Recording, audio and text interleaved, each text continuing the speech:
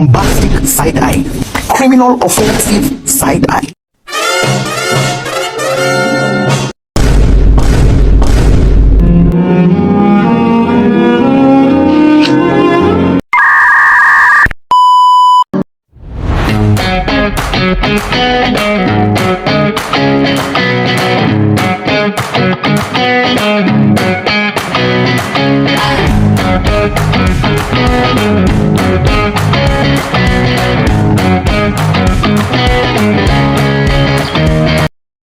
Oke guys, di kali ini kita akan berbicara mengenai sosial budaya yang ada di negara maju ini, yaitu Singapura. Di Singapura mereka memiliki beberapa macam etnis teman-teman, yaitu ada etnis Melayu, Inggris, Tionghoa, dan juga Rusia. Namun yang lebih dominannya mereka beretnis Tionghoa. Dan untuk bahasa resminya di Singapura mereka memakai bahasa resmi Inggris.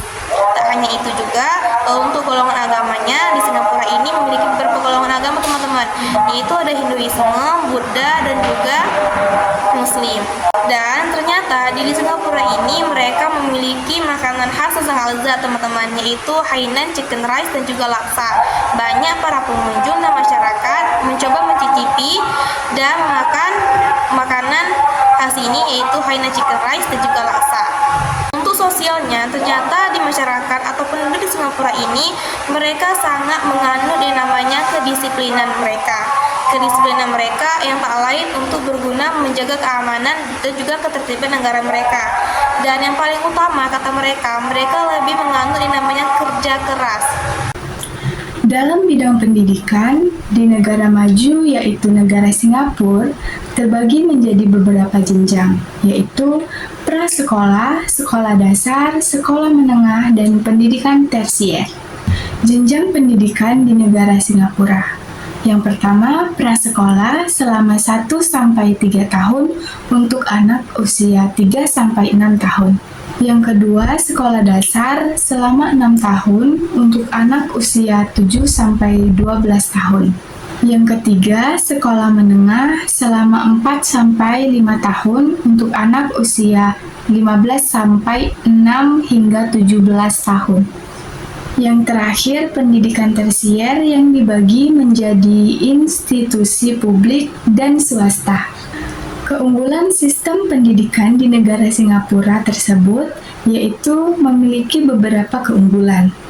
Di antaranya kebijakan dua bahasa, yaitu bahasa Inggris dan bahasa asli Melayu dan Mandarin sekaligus Tamil. Kurikulum yang komprehensif, fasilitas yang memadai seperti perpustakaan, ruang kelas, fasilitas olahraga, dan interaksi. Bimbingan bakat terpadu, tes ujian untuk melanjutkan studi di universitas, dan yang terakhir, lingkungan multikultural yang akan kaya pengalaman. Nah, selanjutnya ada negara maju, yaitu negara Singapura. Negara Singapura memiliki kondisi ekonomi yang stabil dengan pertumbuhan BDP yang sangat stabil, yaitu sekitar 3,7% per tahun. Negara ini juga memiliki inflasi yang rendah, sekitar 1,5% pada tahun 2014.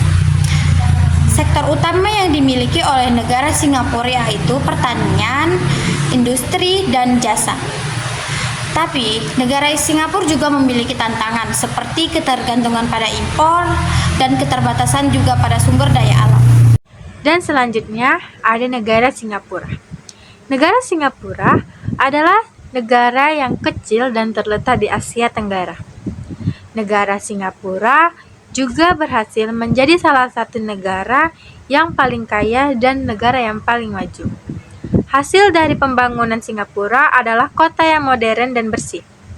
Karena Singapura memiliki infrastruktur yang lengkap dan kebersihan yang terjaga. Pemerintahan Singapura mengutamakan prinsip keluarga sebagai garis dukungan pertama dan kemandirian. Dalam kebijakan sosialnya, akses terhadap barang publik bergantung pada pekerjaan dan kinerja keluarga dan dibatasi bagi mereka yang tidak memenuhi syarat tersebut. Pemerintahan juga mengalokasikan anggaran besar untuk kesehatan, berinovasi dalam pendidikan, serta melibatkan masyarakat dan tokoh budaya dalam pembangunan. Secara politik, Singapura adalah republik parlementer dengan sistem demokrasi multipartai. Presiden bertindak sebagai kepala negara, sementara Perdana Menteri memimpin pemerintahan.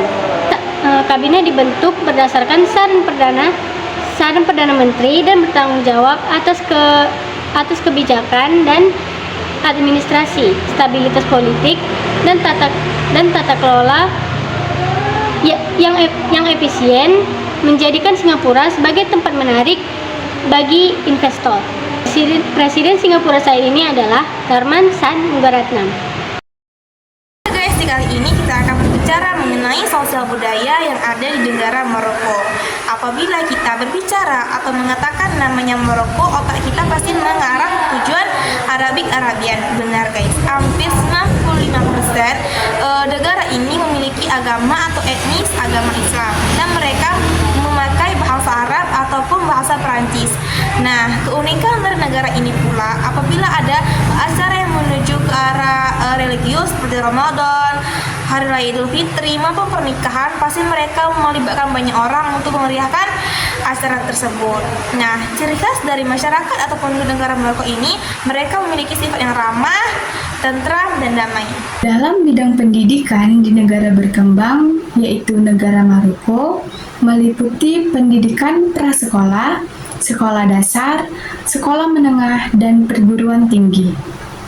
Pendidikan di negara Maroko bersifat wajib hingga usia 15 tahun dan gratis.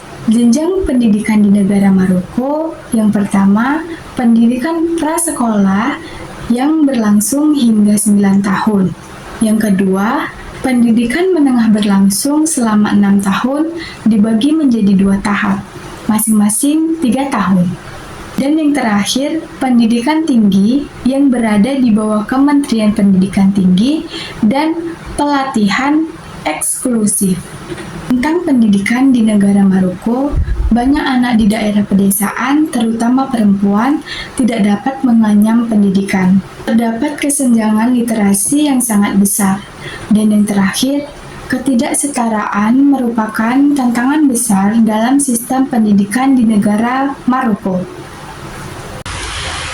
Oke, selanjutnya ada kondisi ekonomi Maroko.